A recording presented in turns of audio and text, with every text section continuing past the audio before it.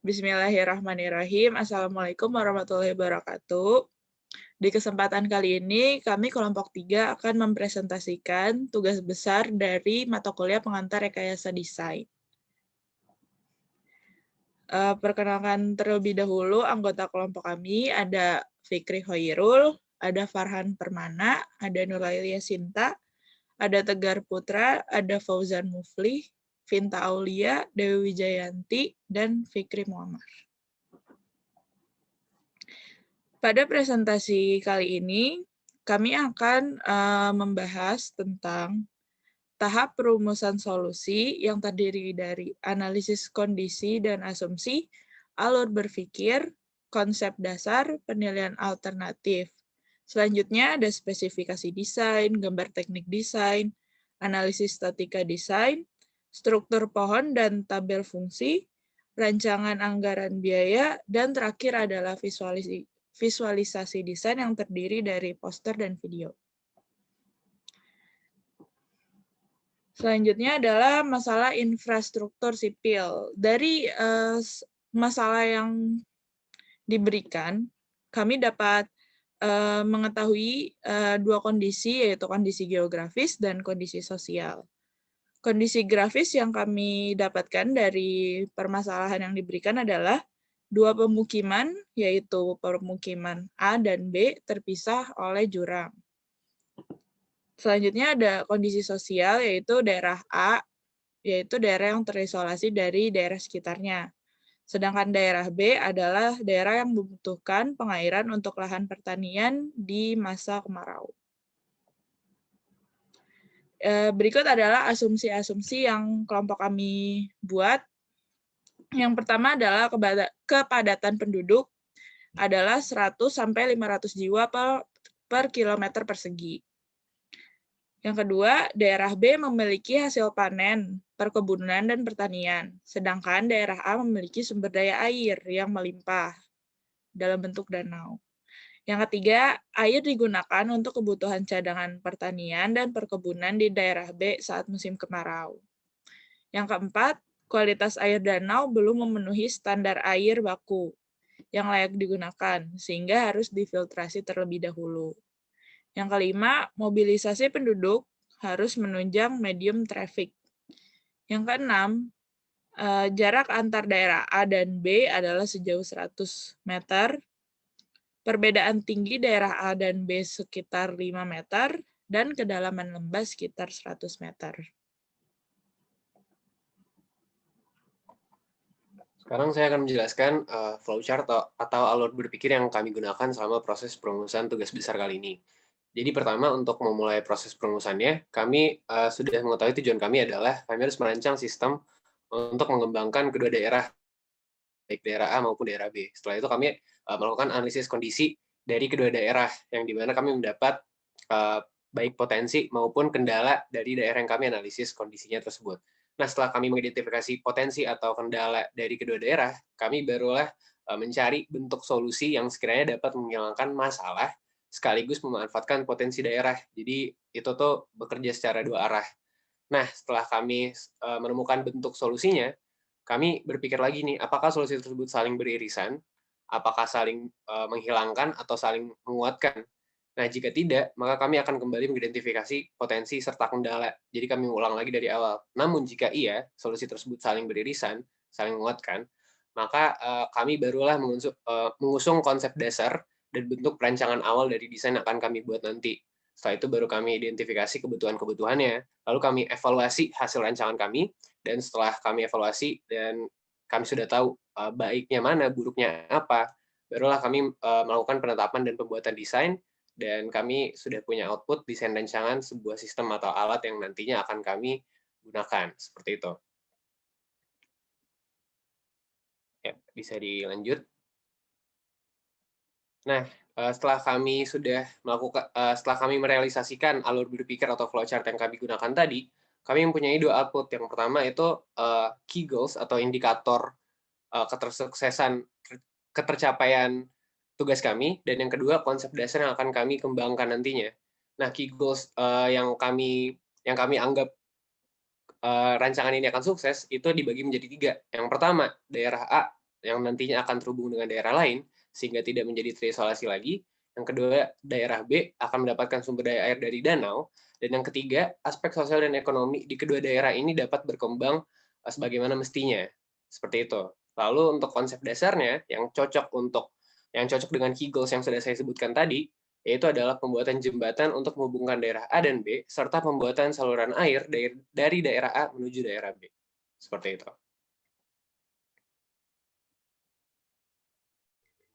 Selanjutnya ada poin-poin dari masing-masing rancangan setelah dilakukan penilaian dari berbagai macam aspek. Yang pertama itu ada Warren Truss Bridge yang mendapatkan poin 3,9 dari total 5 poin.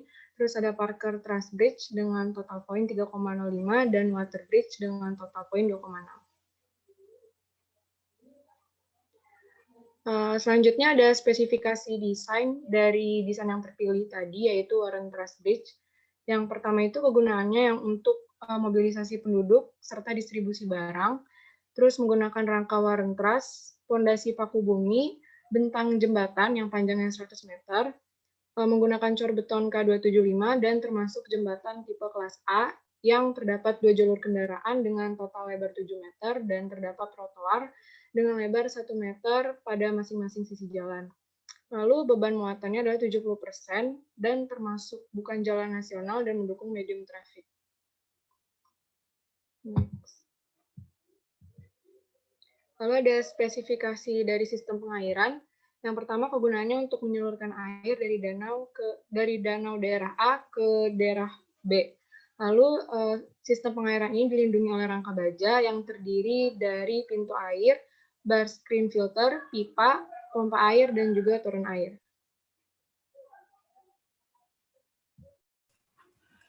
Ini adalah sketsa desain yang kami ajukan, yaitu Warren Truss Bridge, dengan satu kesatuan antara jembatan dan sistem pengairan air. Jadi di sini pipanya tidak terletak persis di bawah jembatan, bisa dilihat dari tampak atas, si pipa terletak di samping jembatan, sehingga tepatnya di samping bawah jembatan. Lanjut. Ini untuk gambar teknis struktur jembatannya. Ada tampak atas, tampak depan, tampak samping, dan rangkanya.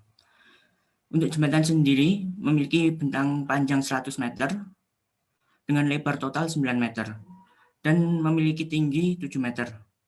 Untuk perbedaan panjang abutmennya yaitu 70 meter dan 20 meter itu dikarenakan adanya perbedaan ketinggian antara kedua daerah. Lanjut. Ini untuk gambar teknis pintu air. Di sini kami menggunakan pintu air dengan lebar 2,8 meter dan tinggi sekitar 2,5 meter.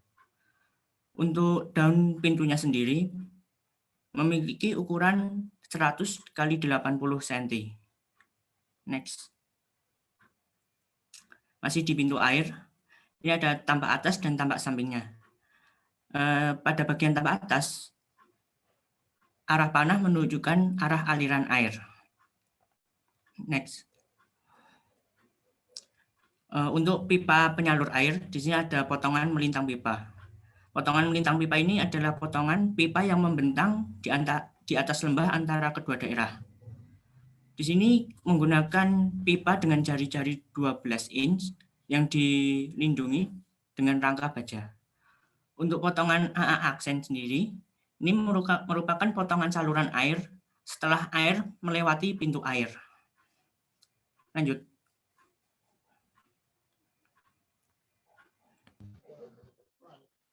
Sebelumnya saya akan menjelaskan anak panahnya yang arti dari anak panah dari warna kuning dan warna biru.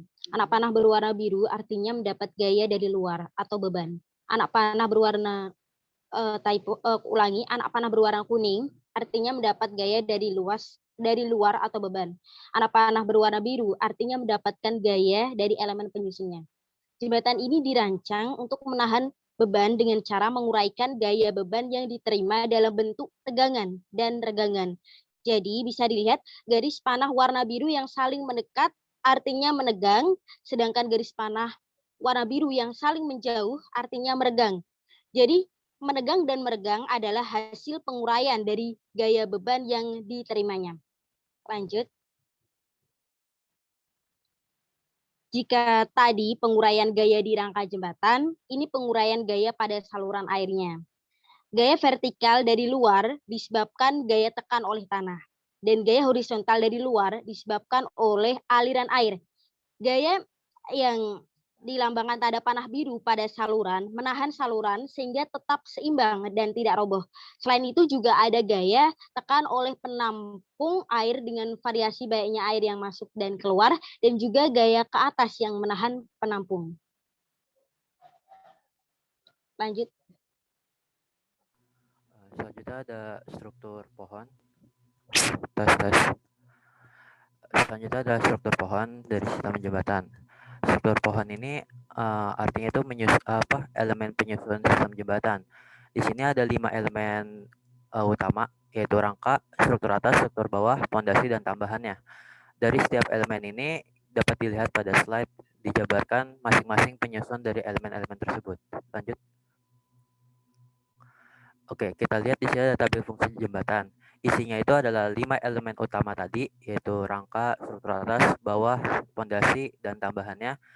Dan kita bisa lihat juga di tabel ada fungsi utama, tambahan, hubungannya, dan fungsi mekanik. Dan tentu saja ada materialnya dari tiap-tiap elemen. Oke, next.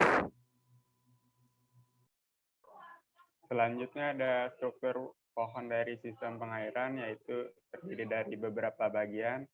Bagian pertama yaitu pintu air, terdiri atas dudukan, kerangka, drat, angkur, daun pintu. Sedangkan bagian bar screen terdiri atas jeruji saring, tangki atau bak. Bagian perpipaan terdiri dari pipa, soket, elbow, reducer, and nipple, penopang pipa. Pompa air terdiri mesin penggerak, kapasitor, tabung pompa, impeller, mechanical seal, check valve. Sedangkan toren air terdiri dari rangka dan badan. Untuk tabel fungsi dari sistem pengairan, yang pertama ada elemen pintu, fungsi utamanya mengatur debit air yang dikeluarkan atau dibendung. Materialnya terbuat dari baja dan kayu. Elemen kedua bar screen, fungsi utamanya menyisihkan material besar maupun kecil dari saluran air. Materialnya terbuat dari stainless steel 304. Elemen ketiga pipa berfungsi sebagai wadah air untuk mengalir. Materialnya PVC. Pompa air, fungsi utamanya sebagai penyerap sekaligus mendorong air, terbuat dari stainless steel. Yang terakhir elemen toren, fungsi utamanya sebagai wadah penyimpan air sementara. Materialnya terbuat dari polyethylene.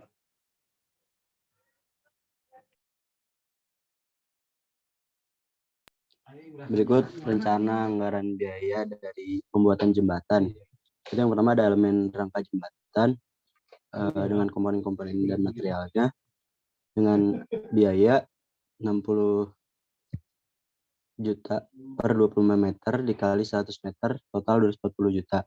Terus struktur bawah dek jembatan dengan material baja 750.000 per meter dikali 100 meter, total 75 juta.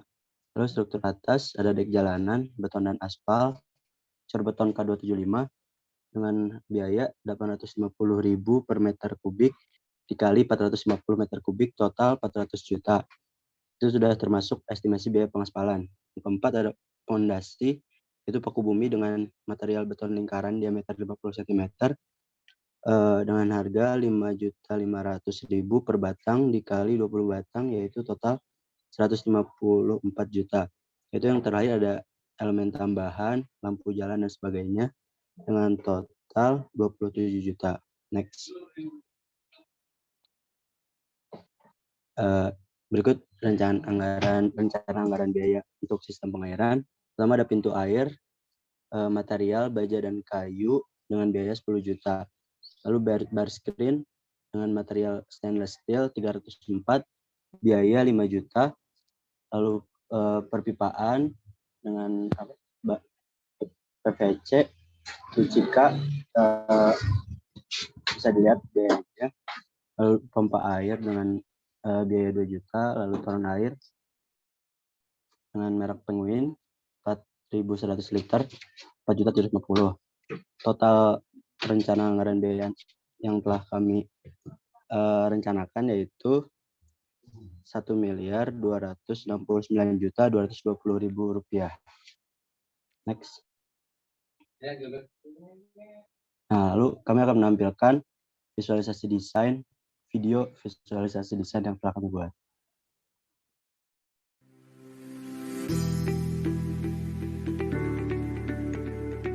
Warren Truss Bridge, kesatuan sistem jembatan yang dilengkapi dengan sistem pengairan. Pembangunan bertujuan untuk menghubungkan dua daerah yang terpisah secara sosial dan geografis. Rangka baja didesain secara khusus agar gaya yang diterima dapat tersebar secara merata. Di bawah jembatan, terdapat pipa polivinyl klorida sebagai media penyalur air dari danau.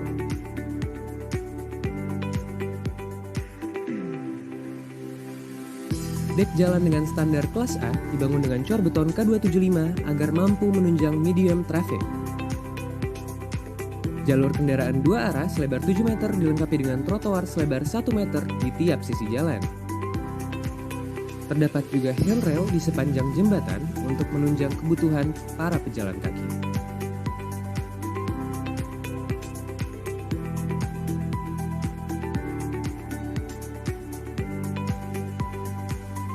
Sistem pengairan pun dilengkapi oleh pintu air, alat filtrasi berupa bar screen filter, pompa air, hingga toren air.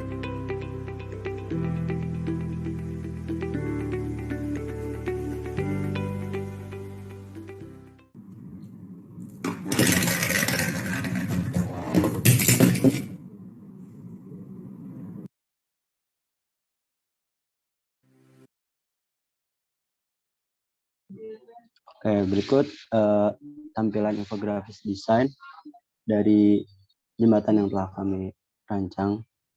Ada tujuan, keunggulan, kinerja, spesifikasi, dan bahan-bahannya.